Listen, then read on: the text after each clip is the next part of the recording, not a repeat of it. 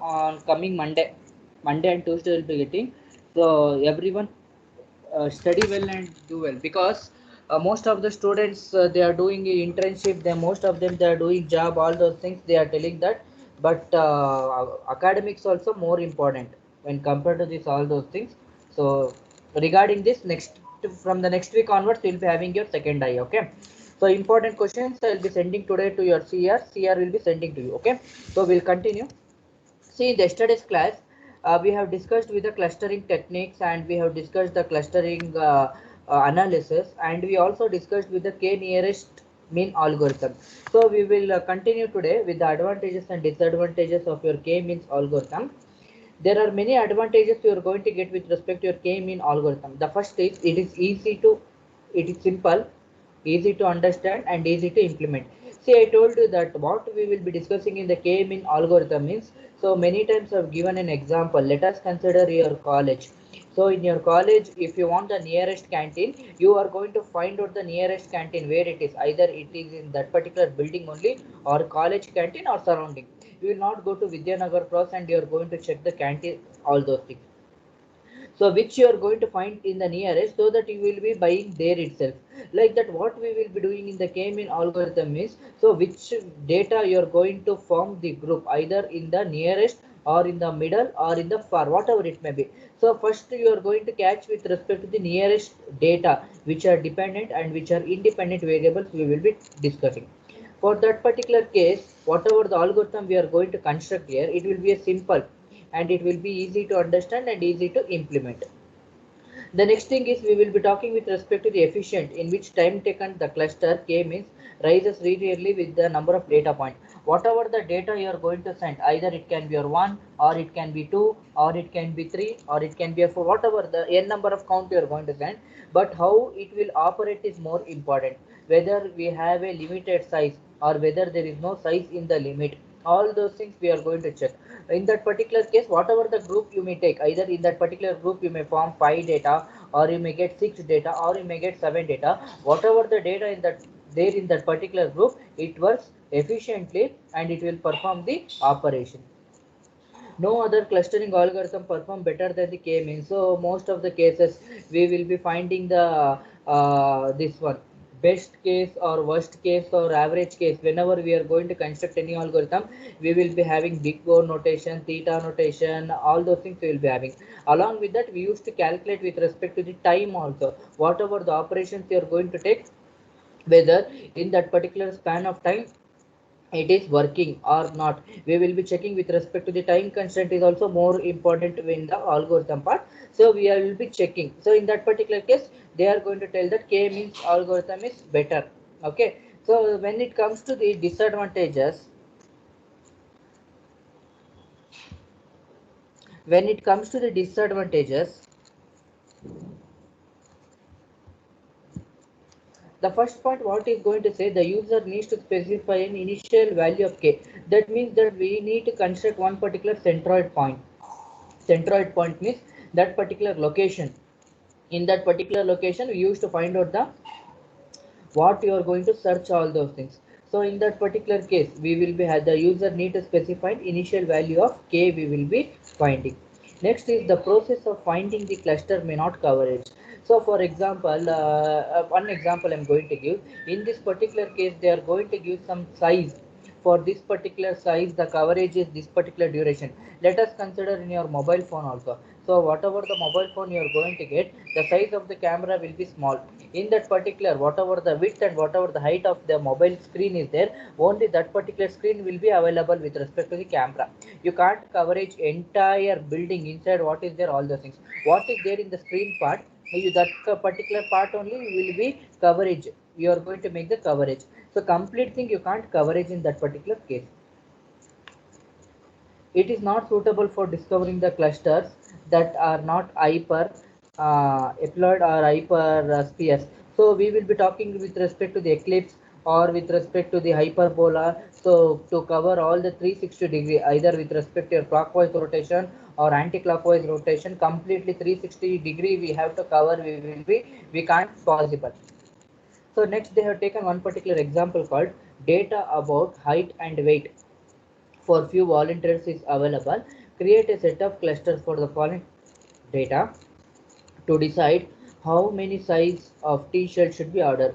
If you look in this particular case, they have taken a range from 61 to 71 height. Whatever the 61 to 71 height they have taken, for that particular height they have given the weight. That means that height and weight, for example, for height 71, weight is 165, so that you can order a t-shirt. So the size of the t-shirt and height of the t-shirt they can manage easily. Like that they are going to manage. That means that both x and y are the dependent variables. So in this particular case, x is related to y and y is related to x. In that particular case, we can order the t-shirt. For example, you can't order small shirt, or you can order big shirt, all those things based upon your height, based upon your weight, the size has to fit. For the what I want to say, in this particular case, both x and y variables are dependent variables will be getting. So the next part what we will be discussing is your artificial neural network. This is also important from your examination point of view. The artificial neural networks are inspired by the information processing model of the brain or the mind. See, this particular topic, basically it will related to your artificial intelligence or the machine learning or data science, everything. It will match in your artificial neural network. So based upon the information processing model, for example, let us consider an human brain. So human brain is more sharp. So for each and every second, it will be thinking what should be done, what it's intelligent. That means that the human brain consisted of millions of neurons that link with one another in a intersect pattern. For example, so you will be having some maturity. So what is right and what is wrong, you will be knowing that. Same thing, the animals will can't know. That means that thinking capacity we will be having more in the human beings. So in that particular case, we can judge what is right, what is wrong, all those things. So in that particular case, whenever we need to design any model or whenever we need to form the product, so we will be checking. So for example, I told you that in the software development or in the software testing part, so what is the first thing they are going to do is they are going to collect the requirement. Once they are going to collect the requirement, they will be start designing. Once they are going to start designing, they are going to implement. Once they are going to implement, they are going to test. Once they are going to test, everything has been completed, next they are going to make the delivery of that particular product. That means that for each and every cases for the requirement, the human brain will be telling what things to be done, what are the things, what are the requirements you want. For example, let us consider one more example. Tomorrow you got, let us consider tomorrow you got a DBMS exam. Okay, in your class 61 members is there. Tomorrow you got DBMS lab exam. Let us consider all students will study DBMS lab programs only will come. No student will study machine learning program and come. That means that you will be having the thinking capacity. That means that tomorrow DBMS is there. For DBMS we want SQL query only, we need to write PSQL or RDBMS, whatever the logic we want, we will be writing in terms of that particular query only. You will, instead of DBMS lab, you will not write your machine learning program or you will not write your C programming, all those things. That means that your brain will be working in such a way that for DBMS lab we need to write it in terms of queries only, it will be there. So like that, what we will be doing in your artificial neural network, whenever we are going to create any product, so whenever we are going to create any product, we will be checking each and everything whether that particular model is correct or not, whether it is working,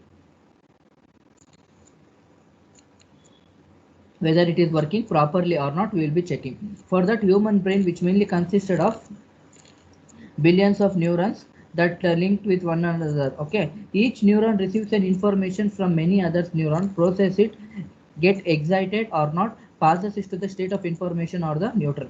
That means that just like your programming machine itself, so if you are going to give the input, whether whatever the respective languages it may be, whatever the program language it may be, you will be getting three parts here. One is input. Once you are going to give an input, the next part is it will process according to the requirement. Process is nothing but it will perform the operation. Whenever it process or whenever it performs the operation, finally you are going to get the output. Finally you will be getting the output you are going to get. So in this particular case, So we will be checking. So what is an input, how you are going to process the operation, and what is the output. So next is business applications of ANN, artificial neural network. They are used in the stock price prediction. I told you that we can't make a prediction in the stock market itself, whether it can be Infosys or whether it can be TCS, JSW, whatever it may be. There are many stocks is there. So I told you that within each fraction of seconds, it will be fluctuating. That means that if you are going to invest crores of rupees, so by the next half an hour your account balance may become zero. So if you have only 1,000 rupees, and if you are going to make a transaction within half an hour, 1 hour, you may become a crore. That means that there is no prediction. We can't easily prediction how the stock market is there. So where the rules of the games are extremely complicated, and the lots of the data need to be processed very quickly. So in the stock market also, if you see, there will be an agents, there will be so much of clients, they are going to invest an amount, all those things will be there. But they are yeah, for everyone. For example, if 100% are investing the amount, so the all 100% mind will be having to have a profit. Nobody will be thinking that to get loss, all those things. So we need to check, and we need to predict, and we need to perform the operations.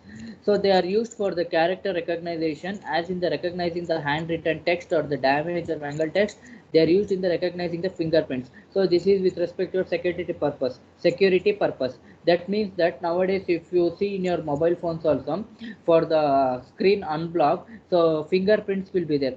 That means that security part we have taken. Or handwritten text means you are going to give some security code, password you will be giving either in your laptops or in your mobile phones, all those things. So handwritten, face recognition, everything they have came with respect to the security purposes.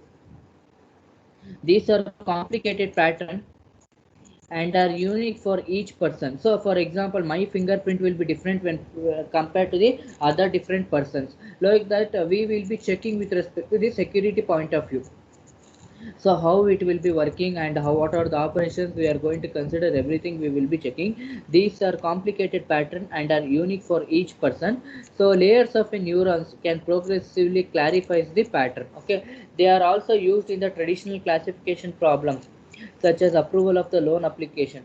If you go for the bank and you are going to ask for some loan, all those things, they are going to ask the documentation, all those things. So if you have a proper documentation, the bank, they are going to provide the loan. If any document is missing, the bank, they will not give the loan. That means that you are going to get the two possibility case: either you may get the approved the loan, or you may not get the loan. That means that if everything the document is proper, so everything is fine, automatically you are going to get the loan. In this particular case, what we will be matching in this particular case is, so whatever the data we will be inserting, or whatever the data you are going to perform the operation, each and every data it has to perform that particular operation. For example, if now, if I'm going to, for example, if some that particular data they have assigned some particular work, it has to complete the task within that particular span of time itself. It should not tell that it should not get delay or any other issues. This is what an example they have given: summation and transformation delta, summation symbol. So if you see x and y, the x and y is nothing but an input, whatever the input you are going to get. For example, in this particular case, x1, x2, x3, x4 are the input, y1, w1, w3, w3 for also input. Like your height and weight, they have taken now two parameters, x and y.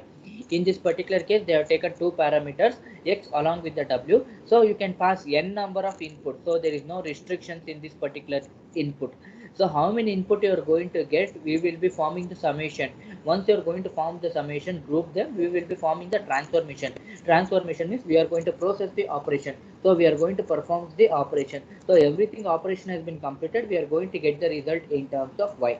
Y is nothing but your output. That means that first we are going to load all your input values. Once you are going to load all the input values, it will be stored it in your summation. The summation will perform the operations in your transformation. So whatever the operations you are going to process or process everything, it will do the calculation.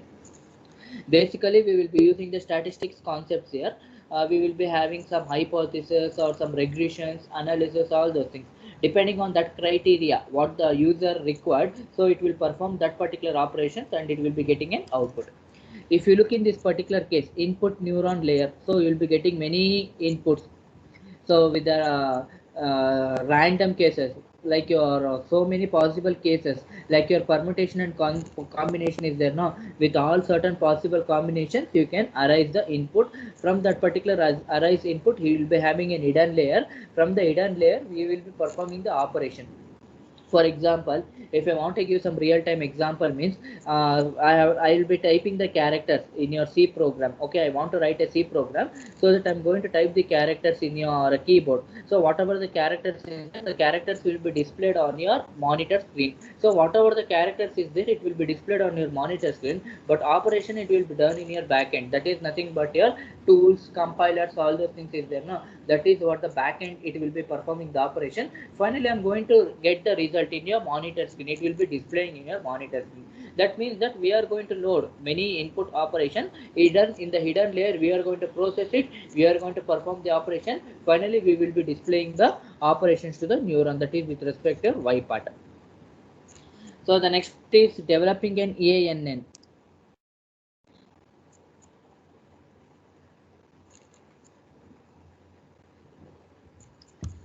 These are the few steps is there to build an artificial neural network. ANN indicates artificial neural networks. First one is gather the data. Divide into training set and the test data. The training data needs to be further divided into training data, validation data, and testing data. One real-time example I'm going to give. For example, once you're going to complete your graduation, you will be working in the certain company. Okay, so there is a lot of difference between the fresher and the experienced guy. I'll repeat once again. There is a lot of difference between your fresher and the experienced guy. Now you are a fresher. Okay, once you are going to complete your college, automatically you'll be moving to the company for the working environment. You don't know anything about the project, or you don't know anything about the tool. They are going to provide the training to you. They are going to teach each and everything. But the same thing, if the experienced guy comes, means they will not train anything directly. They are going to send to the project for it. So in this particular case also, gathering the data means we will be dividing into a training set or the test data. So the data which are operating with respect to